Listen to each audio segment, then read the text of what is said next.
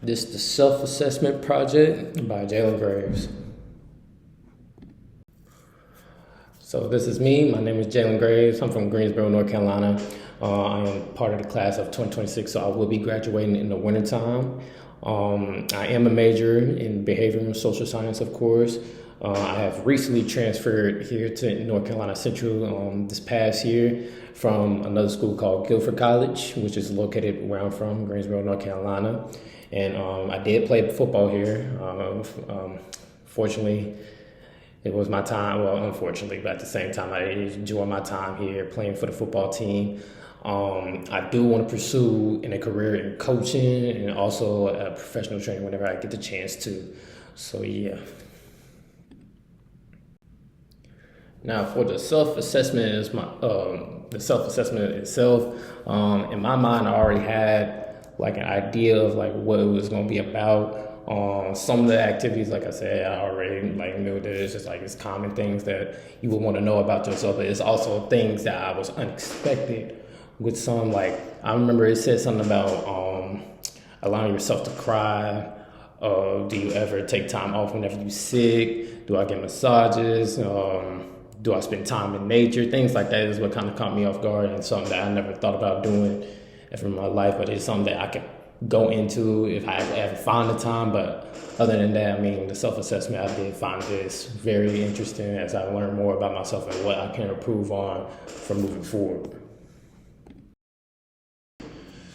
Now, in the self-assessment, I do feel like I manage things a little well, like physical activity. I do exercise a good amount of times, at least 5 times a week, or whenever I slack off, because 5 times is where I really should be, but sometimes it would be 3 to 4 times, which is good enough for people. I do go to the doctor regularly to make sure I'm healthy, make sure I'm good.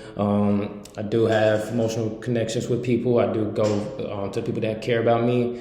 I do stuff that comfort myself, like watching TV, eating, and things like that. Knowing the meaning of life, knowing like what my meaning is whenever I am in life.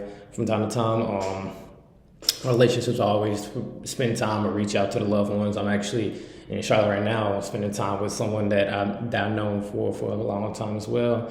And whenever I get the chance, whenever I work, I do take breaks. I do get the chance, or whenever I do get the chance, I take breaks and I also talk to the coworkers to build relationship in there.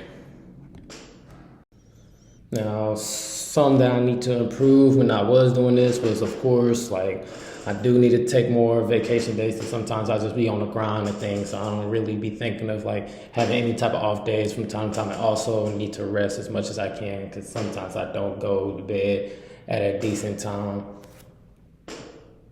Excuse me. And it's just times that it's just like I need to relax my mind and stuff like that. And whenever I do get into stuff like that for the psychological reflection portion, I probably do need to think about journaling, write down things I'll be feeling from time to time, and also take my way away from technology because sometimes it can get a little hectic from time to time. Do need to allow myself to cry more often from time to time because sometimes I do hold myself, like I have to hold it in because I don't want to show people that side of me. And then also like have some type of information about myself because at the end of the day, it's me. I'm human. I got to do the best of my ability, but I also got to have a mind that it's like everything is going to be all right. Also need to make sure I pray more. I definitely do need to pray a little bit more than usual because it's getting about that time that it's like I might need to have some type of relationship with the religion that I'm in, and do some type of meditation as well.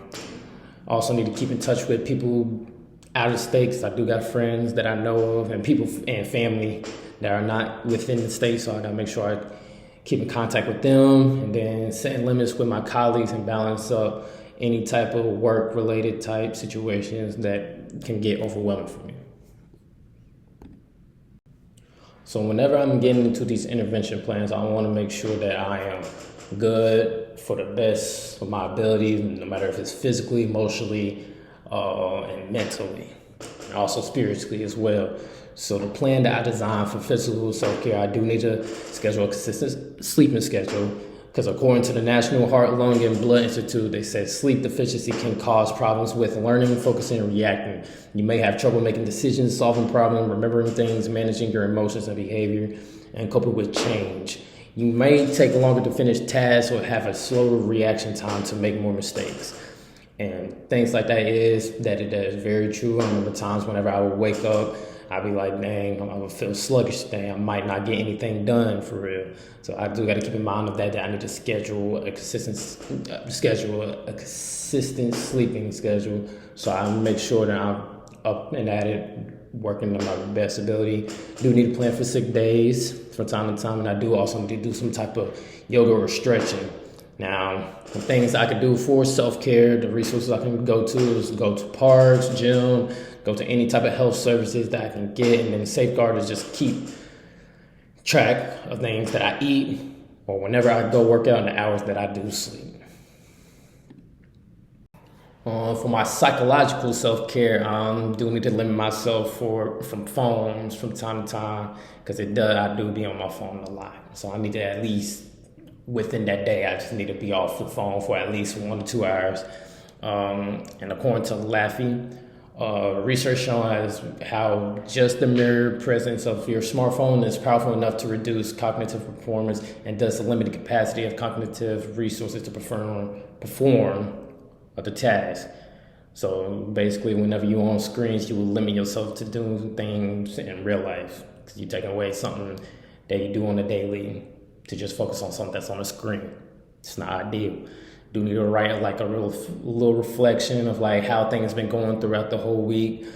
Say no to certain things because I usually don't be saying no to a lot of things from time to time when I really do, because at the same time I can't worry about everything else. I just got to worry about me, you know what I mean? And then for stuff like that, I can go to counseling for stuff like this and just use mindfulness apps to make sure that I have my head clear and have things cleared out for myself. Safeguards I can go to friends, go to families to check in with me who cares about how stressed I am, because sometimes I will need to vent or talk to people of like what I'm dealing with and like how stressed I be getting from time to time. Now, for my emotional self-care, one thing I do need to do is at least whenever I get up in the morning, I got to write down at least 3 to 4 positive or motivational type quotes or things, because that will get me out the day and have me like motivated to do great things for that day. And according to the Wise Waves, affirmations are very simple but incredibly powerful tools to help shift your mindset and train your brain into a more positive way of thinking. They can help you tackle negative self-talk, improve self-motivation, boost self-esteem, increase resilience, and encourage positive changes in your life and things like that. And that goes for like really anything, like I said, like really anything in life, because you don't want to be feeling down all the time. You just got to have something that keep you going and help you strive for something bigger than what it is. And also I need to be more open to releasing any type of emotions, because you don't want to keep on having emotions bottled in for that long, because that can really affect you mentally and emotionally, as you can see. And then I need the joy to do something that makes me feel good, which I usually be doing all the time, like going outside, hanging out with friends, hanging out with family and stuff like that. And sources, like I said, talk to my peers, go out, talk to parents or a mentor, or go to therapy. Safeguards is making sure that would do something like making sure that would comfort me, whether it's like music, stress ball, pictures of your loved ones, or even writing things down. Plan for spiritual self-care. I do need to go outdoors from time to time to reflect on things that might be bothering me, or just things just to reflect. And according to the Harvard T.H. Chan School of Public Health, spending time outdoors in the green spaces are been linked with moderate physical and mental health benefits, including lower mortality. And usually need to do like daily prayer from time to time, or meditate often. Remember all my core values and goals that I had set for myself in order for me to be better every day, every month, or every year. Resources I can go for this is like probably podcasts or meditate or prayer groups. You know what I mean? And then self guards have a journal that is designed for me to have a meaning each and every day.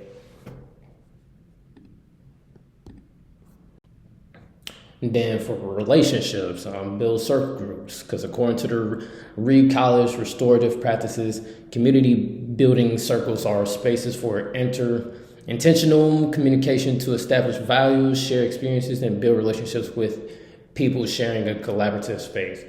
I mean, I do that with friends. I do that with people at school from time to time. They go, and then that's the thing, especially with the third bullet point where it says allow help from other people. I mean, they will help you out. Stuff like this, relationship will always help. They will always help each other out, bring people up, schedule checkups with my loved ones, of course, and then resources is like, of course, the athletic teams, group chats or group calls. You know what I mean? And then safeguards, set a reminder to stay in contact with people from out of state, friends and family, or just people in state as well, or within that community. Now, for workplace and professional self-care, I do need to see if I can talk to people at work about needs or jobs for the business. And then, like, according to the program on negotiation, Harvard Law School, arguments about what constitutes fairness in negotiating can lead parties to talk past each other and get stuck in an impasse. An internet-based approach can often encourage more creative discussions. So, I mean, at the same time, even though it's like if it is an argument at jobs, you got to see eye to eye. You got to see a vision that's bigger than both of us, and just see what's bigger for the business or the job. Also, I have to align with things that I'm passionate about when it comes to working. And then whenever I do have that in mind of like, what do I want to work at? I got to let coworkers or colleagues know something that needs to be said in order for us to be successful. So resources I can do to that, go to mentors at the job, have a group of coworkers by your side, and then going to talk to a supervisor. Safeguards would be like having marked calendars, so I wouldn't have like any type of work overload. See, the overall balance is like setting weekly plans to balance out my loved ones, the work, resting days, and then physical activities. And things that I can do for that is just wellness apps, have a planner or have partners to help me out with such things. And then safeguards is just have trackers of things that I do weekly, monthly, and probably on the daily. Mm-hmm. Now, for survival, coping, and thriving for safeguards, for survival, you gotta make sure that you have some type of emergency contact, no matter where you at or what condition you is. You always gotta have somebody that is gonna be there and be around, and hit up any type of crisis hotline, no matter if you're battling depression, anxiety, or you're just having suicidal thoughts. You gotta talk to somebody, especially those hotlines, because I feel like they will get you through, and to make sure to help that prevent you have a different mindset. And then also have some type of health insurance. I know it could be a struggle to get that from time to time, but health insurance do come a long way when it comes to eliminate any type of big bill that you would have, and they would just cover it for it all. Way people can cope, they can talk to people that they care about, like what I do. I talk to family or friends about things that be stressing me out. People can meditate from time to time. And then also set reminders or routines for yourself to make sure that you have a plan for yourself each and every day, and make sure that you get through the day and just coping with it. And then thriving. If you want to thrive, you got to grow as a person to create more opportunities for you. Because you need to thrive for more than you want to thrive for less. If you thrive for less, you ain't reaching to your full potential as you should be. So always thrive for more. Now here's all my references. Here's all my references. Appreciate you. This is it for the presentation. Thank you.